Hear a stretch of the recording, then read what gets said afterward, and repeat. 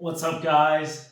I finally wanted to remake this video for a long time now that I got better at cooking. Definitely learned a lot throughout the years, so now I'll be using my experience just to make a better bowl of noodles for you guys. So hopefully you guys see the improvement in my technique and everything. And let's get started. So we have to start with the laborious effort to make some beef stock. We're gonna have some soaked bones, and you see right here it's red from all the blood.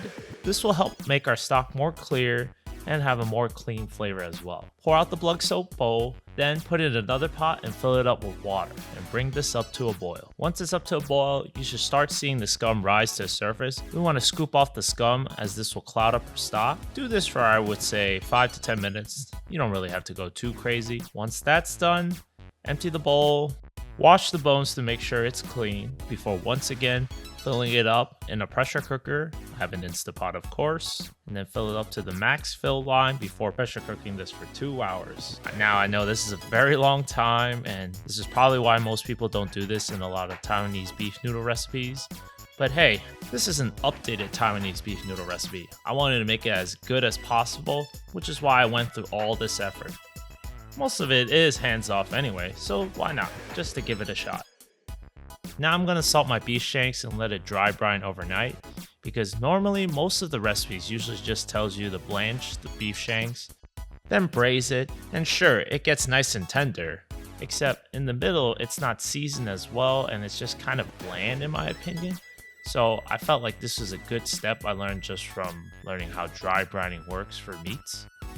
You can totally skip this step, but I feel like it makes for a better final product, and it's an upgrade over my old Taiwanese beef noodle soup recipe. When the beef stock is finished, we're going to strain it, and I use this fat separator as well because there should be a good amount of fat, although this really depends on what bones you have. For some reason, my bones had a lot of fat in the middle, so hey, you can always just separate it and save the fat for making some other meals later down the line. Next day, I'm going to place my shanks on a pan, and then I'm going to place them under the broiler and broil them until they're nice and brown to develop more flavor. Meanwhile, we're going to chop up our aromatics while the shanks are broiling. I cut up some onions, the white part of the scallions, mince up some ginger and garlic, and I cut some tomatoes as well.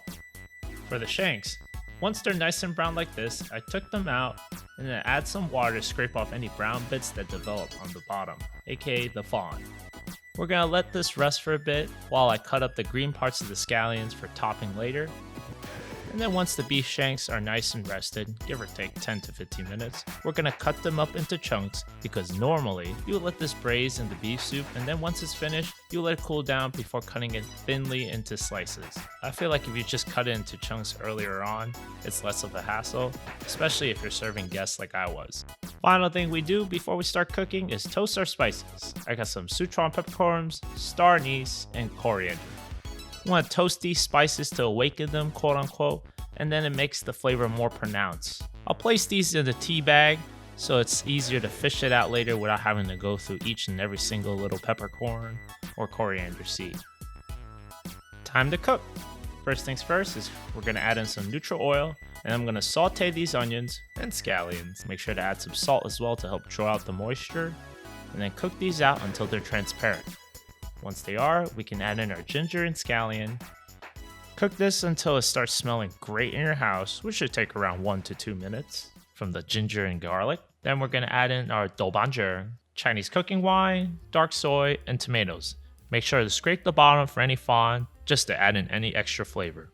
As a FYI, doubanzhi is a spicy chili paste made with broad beans. You can find it at most Chinese supermarkets now. I use the Li Kum Ki version. Finally, we're going to add in the beef stock we strained from before, and then add in your beef shanks, along with any accumulated juices, 2 pieces of rock sugar, and the spices you toast from before. We're going to pressure cook this for 30 minutes. While the soup's getting ready, and the beef shanks are getting braised, we're going to stir fry some pickled mustard greens as a topping. This is a traditional topping that's usually served with the soup. All you really have to do is mince up some pickled mustard greens and stir fry it with a bunch of sugar. The end result should be a sweet and sour vegetable topping that's crunchy as well. It should be a good amount of sugar, trust me. You'll need more than you think. Finally, our soup is done. So first thing we gotta do is skim off the fat, of course. We want a little bit, but usually there's a good amount. And then we want to pick out the spice bag as well. Taste the soup, of course, and then final season with extra salt, perhaps some dark soy. I felt like mine needed a little bit of extra sweetness, so I added maple syrup. It's not really traditional, but I feel like it adds more depth of flavor than just sugar. You want a little bit of sweetness to balance out the rich, beefy flavor as well. Now to make your bowl of noodles. First, we're going to blanch some bok choy. You want some veggies, of course. Then cook your noodles according to the package instructions. When they're done, strain and then put them in a bowl. Put some bok choy as well. Put in their soup and beef shanks, and then top it with scallions and pickled mustard greens.